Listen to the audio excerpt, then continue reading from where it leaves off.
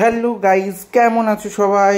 আমার এই ব্লগটা হচ্ছে আমার ভাইয়ের যে বিয়ে, আমার ভুবনেশ্বরে বিয়ে তো কমপ্লিট হয়ে গেছে রাতের মধ্যে। তো আমরা ফ্ল্যাটে চলে এসেছি, যে রুমটায় মানে যে হোটেলটায় আমাদের থাকতে দিয়েছিল সেই হোটেলে চলে এসেছি। আমি তোমাদেরকে সকালবেলা দেখাতে সুযোগ পাইনি, কারণ অনেক কাজ ছিল।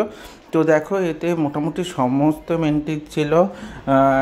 তোমার স্নানের জায়গা হিসেবে বাথটব ছিল, কিন্তু আমি স্নান করার সুযোগ পাইনি, কারণ প্রচুর কাজ ছিল।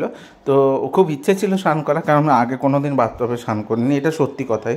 তো আমার অত পরিমাণে টাকা নেই যে ওই রকম বড়ো বড়ো হোটেলে গিয়ে থাকবো। যাই হোক, একদম ঘুম হয়নি, মুখ চোখের হালত একদমই খারাপ। তো আমরা পৌঁছে গেছি, এরপরে ভাই আর ভাইয়ের বউ চলে আসবে। তো ওরা শ্বশুরবাড়ি থেকে ডাইরেক্ট বিদায় নিয়ে চলে আসবে, এক্ষুনি দেখাবো তোমাদেরকে। ওদের গাড়ি ঢুকে গেছে প্রায়।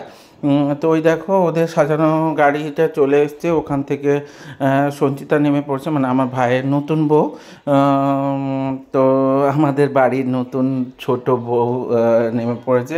ও খুব সুন্দর একটা লাল শাড়ি পরে এসেছিলো, কিন্তু কোনো রকম সাজগোজ করে আসেনি, কারণ রাস্তার মধ্যে দিয়ে যেতে হবে, মানে ট্রেনেতে যেতে হবে।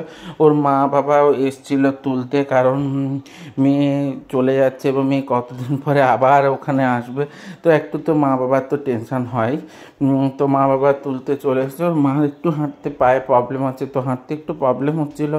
তার মধ্যেও কিন্তু মেয়েকে ছাড়তে আসতে একটু দ্বিধা করেনি। তো ওর মার সঙ্গে এবং দিদির সঙ্গেও কথা বলে নিচ্ছিল। তো আমরা এগিয়ে গেছিলাম, কারণ আমরা গিয়ে ব্যাগপত্রগুলো নিয়ে যাচ্ছিলাম, অনেক লাগেজ ছিল আমাদের। তো ওগুলো নিয়ে ওভারব্রিজে উঠে গেছি, এটা ভুবনেশ্বর স্টেশন। তো ওখানে উঠে পড়েছি আমরা। কিন্তু আগের দিন বন্দে ভারতে এলেও আজকে শতাব্দী এক্সপ্রেসে টিকিট কাটা ছিল, তো শতাব্দী এক্সপ্রেসে করে যাব। আমরা অনেক আগেই পৌঁছে গেছিলাম, তখনও কিন্তু শতাব্দী এক্সপ্রেসের অ্যানাউন্সমেন্ট হয়নি। তো আমরা বসেছিলাম, বসতে বসতে তো খিদে একটু একটু পেয়ে গেছিলো, বিশেষ করে চায়ের খিদে লেগে গেছিলো।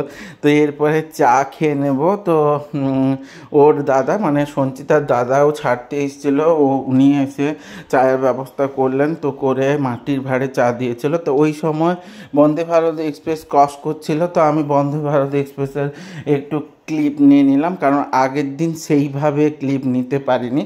তো অনেকেই বন্দে ভারত সম্পর্কে প্রচুর ধরনের এক্সাইটমেন্ট থাকে, তো আমার তো ছিলই। আর যদি বলো যে এত একটা ট্রেন নিয়ে এক্সাইটমেন্টের কী আছে, তো ট্রেনটা নিয়ে যেসব মানুষদের অত পরিমাণে এফোর্ড করা সম্ভব নয় বা অত পরিমাণে টাকা নেই, তাদের ক্ষেত্রে তো এটা স্বপ্নই, বুঝতেই পারলে। তো আমি ক্লিপটা ভালো করে নিয়েছি, পুরো ট্রেনটাই যাচ্ছিল যখন তখন ক্লিপ নিয়েছি। ওটা এসে দাঁড়িয়েছিল, মানে মেনলি স্টপেজ নিচ্ছিল, তো স্টেশনে এসে দাঁড়িয়েছিল। তো আমি কিছুটা ক্লিপ নিয়ে নিলাম, কিন্তু তখন একদমই প্রচুর পরিমাণে ক্লান্ত হয়ে গেছিলাম। চৌমুখের হালত একদমই খারাপ, কারণ রাতে সেভাবে ঘুম হয়নি। আমরা ভোর 4:30-র দিকে বেরিয়ে গেছি, আর শুতে এসেছি প্রায় 3টের সময়। তো দেখো, এই যে চার কাপ নিয়ে নিচ্ছি, মাটির ভাঁড়ে সুন্দর একটা মাটির ভাঁড়ে চা দিয়েছিলাম, চাটা টেস্টটাও ভেবেছিল। তো তারপরেও দাঁড়িয়েছিলাম, একটু পরেই আমাদের ট্রেন চলে আসবে। তো নতুন বউকে নিয়ে ট্রেনে করে আসা, এটা একটা আলাদা ধরনের এক্সাইটমেন্ট ছিল। তো ট্রেন ঢুকে গেছে, আমরা ট্রেনে উঠে পড়েছি, এবং ট্রেনে উঠে পড়ার পর প্রায় বন্দে ভারত এক্সপ্রেসের মতোই সেম, একটু কম বলতে পারো, কিন্তু আসার জার্নিটা খুবই ভালো ছিল।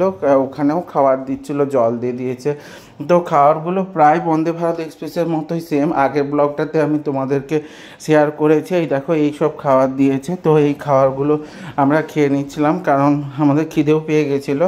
তো এই রকম ভিডিও পেতে আর এই রকম আপডেট পেতে অবশ্যই তারপর চা দিয়েছিল, সেদিন কফি দিয়েছিল, তো আজকে চা দিয়েছিল। তো যদি এরকম ভিডিও পেতে চাও, অবশ্যই আমাকে লাইক কমেন্ট শেয়ার করে দেও, আর ইউটিউব থেকে দেখলে অবশ্যই চাই একটু সাবস্ক্রাইব করে দিও। এরপরে আমরা ট্রেন থেকে নেমে পড়েছি খড়গপুর স্টেশন, ওরপর আমাদের বাসে করে বাড়ি আসবো।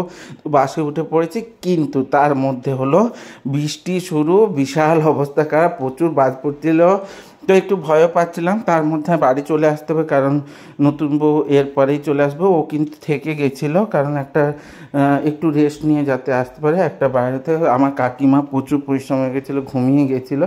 তো এইভাবেই তোমরা আমাদের সাথে থেকো, পাশে থেকো, জুড়ে থেকো, ভালো থেকো, টাটা।